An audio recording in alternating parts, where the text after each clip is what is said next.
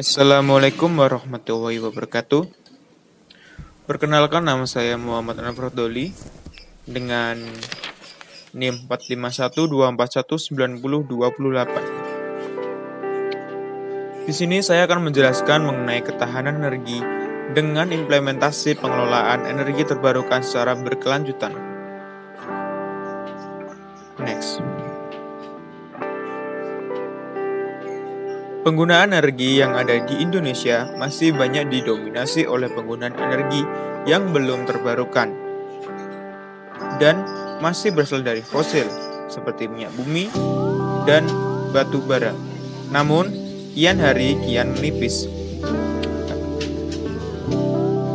Kekayaan energi yang ada di Indonesia dikuasai oleh negara dan diatur oleh Undang-Undang Dasar tahun 1945 dalam pasal 33 ayat 3 yang berbunyi bahwa bumi dan air dan kekayaan alam yang terkandung di dalamnya dikuasai oleh negara dan dipergunakan untuk sebesar-besarnya untuk kemakmuran rakyat.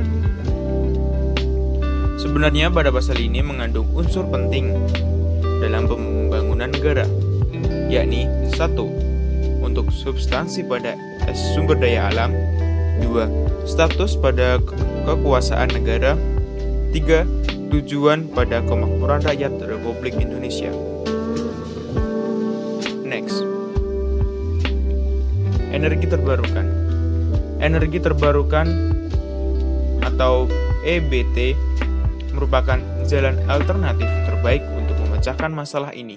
Sebenarnya, Indonesia harus lebih memprioritaskan pembangunan EBT di dalam negeri, karena tidak hanya mengurangi penggunaan fosil, namun juga mewujudkan negara yang ramah lingkungan dan bersih. Next. Energi terbarukan yang saya ambil adalah energi listrik. Energi listrik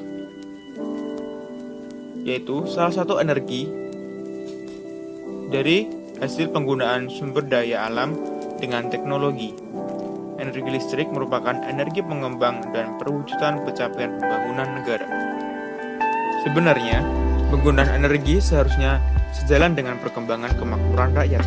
Semakin berkembangnya suatu teknologi, maka akan menyebabkan semakin banyaknya kebutuhan yang harus terpenuhi pada sektor energi tertentu. Dalam hal ini, peningkatan akan kebutuhan tenaga listrik dalam kehidupan sehari-hari di masyarakat juga akan terus meningkat. Perkembangan dalam penggunaan energi listrik mulai nyata terlihat di dalam masyarakat, mulai dari motor berbahan bakar fosil menjadi motor yang berbahan bakar listrik, dan masih banyak lagi alat-alat pemenuh kebutuhan manusia lainnya yang berbahan dasarkan energi listrik. Next.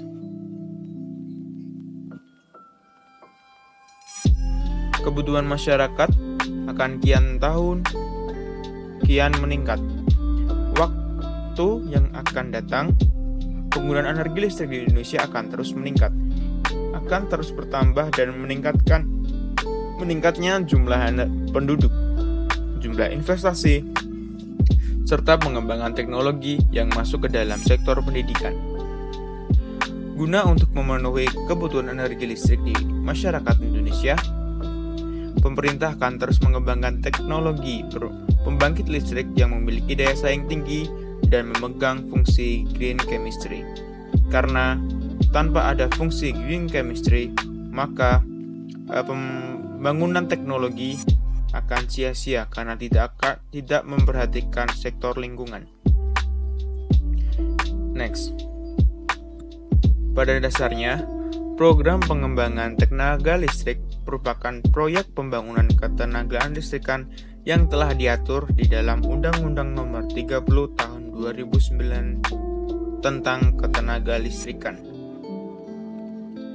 Dalam undang-undang ini disebutkan bahwa ketenagaan listrikan memiliki banyak manfaat, di mana memiliki asas manfaat, di mana asas manfaat yang memiliki tujuan yaitu memaksimalkan asas manfaat atau pemanfaatan untuk membangun hasil ketenaga listrikan di Indonesia demi menyejahterakan serta memakmurkan rakyatnya sendiri. Pengembangan dari pasal tersebut ialah bahwa penyediaan tenaga listrik di Indonesia untuk kepentingan umum dilaksanakan oleh badan usaha milik negara atau BUMN, dan ada badan usaha milik daerah, badan usaha swasta, koperasi, dan swadaya masyarakat. Next. Kebijakan mengenai energi terbarukan di Indonesia. Next.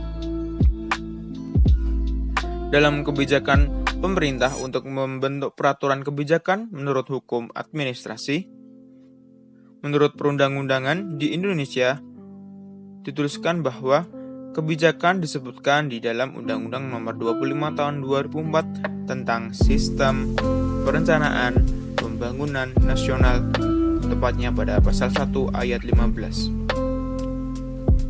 Pasal ini berbunyi, kebijakan adalah cara atau tindakan yang diambil atau dipegang teguh oleh pemerintah pusat atau daerah untuk mencapai tujuan. Peraturan kebijakan adalah peraturan yang telah dikeluarkan oleh pemerintah yang berkenaan mengenai pelaksanaan wewenang pemerintah terhadap warga negara atau instansi pemerintahan lainnya. Next. Ketahanan energi nasional. Dalam energi baru dan terbarukan atau EBT, dalam ketahanan energi nasional, energi adalah sumber daya yang dapat digunakan untuk melakukan berbagai hal untuk yang bermanfaat. Sumber energi merupakan sebagian dari sumber daya alam yang meliputi minyak, gas bumi, air, batu bara, dan lain-lain.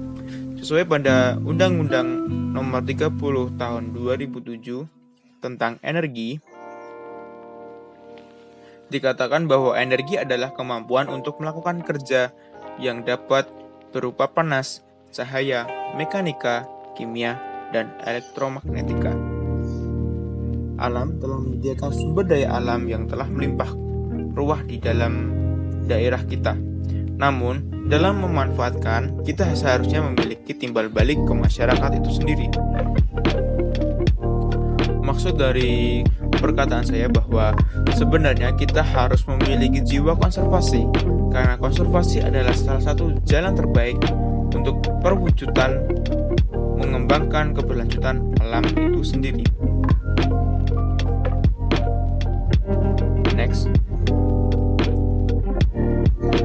Sebelumnya, saya telah menyinggung mengenai konservasi energi. Konservasi adalah salah satu jalan terbaik perwujudan dari konservasi alam, yang itu untuk mengembangkan keberlanjutan alam itu sendiri. Seperti dikatakan pada pasal 33 Undang-Undang Dasar tahun 1945 yang mengatakan bahwa kita harus menggunakan sumber daya alam dengan sebijak-bijaknya. Dengan demikian, akan dapat menumbuhkan masyarakat yang memiliki kemakmuran di Indonesia. Setelah ini, saya akan memberikan tayangan energi terbarukan pada sektor kelistrikan, yakni mengenai pembangkit listrik tenaga air. Selamat menyaksikan. Dan mungkin ini merupakan slide terakhir dari video saya. Mohon maaf apabila banyak kekurangan. Wassalamualaikum warahmatullahi wabarakatuh.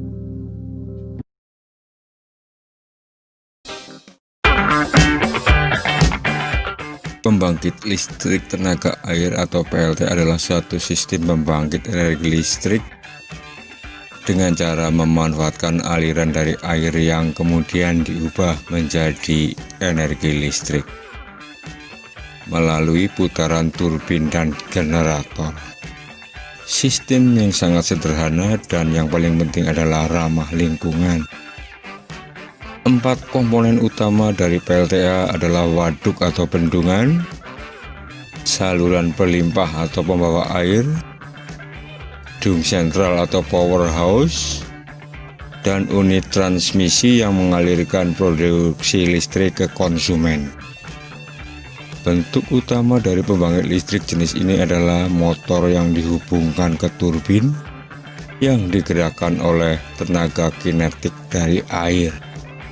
Pembangkit listrik tenaga air bekerja dengan cara mengubah energi potensial air dari bendungan atau air terjun menjadi energi mekanik dengan bantuan turbin air.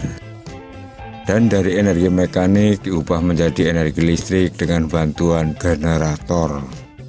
Bendungan berfungsi menaikkan permukaan air untuk menciptakan tinggi jatuh air. Selain menyimpan air, bendungan juga dibangun dengan tujuan untuk menyimpan energi. Intake adalah pintu air yang berguna untuk memasukkan aliran air menuju turbin melalui pipa pesat. Pipa pesat adalah saluran pipa air yang menuju ke turbin. Nah, di dalam pipa ini tekanan air akan naik. Turbin berfungsi untuk mengubah energi potensial menjadi energi mekanik. Air akan memutar sudut-sudut dari turbin sehingga turbin berputaran. Perputaran turbin ini kemudian dihubungkan ke generator. Generator yang terhubung ke turbin dengan bantuan poros dan gearbox memanfaatkan perputaran turbin untuk memutar kumparan magnet dalam generator, sehingga terjadi pergerakan elektron yang menghasilkan arus AC. Trafo digunakan untuk menaikkan tegangan arus bolak-balik agar listrik tidak banyak terbuang saat dialirkan melalui transmisi. Trafo yang digunakan pada bagian ini adalah trafo step up. Transmisi berguna untuk mengalirkan listrik dari PLTA ke rumah-rumah atau industri. Sebelum listrik dipakai oleh rumah atau industri, tegangannya diturunkan lagi dengan trafo step down. Beberapa keuntungan yang diperoleh dari pembangkit listrik tenaga air adalah antara lain sebagai berikut. Dibandingkan dengan pembangkit listrik jenis yang lain, PLTA ini cukup murah karena menggunakan energi alam. PLTA juga tidak menimbulkan pencemaran. PLTA dapat dipadukan dengan program lainnya seperti irigasi dan perikanan. PLTA juga dapat mendorong masyarakat agar dapat menjaga kelestarian hutan dan ketersediaan air juga terjamin.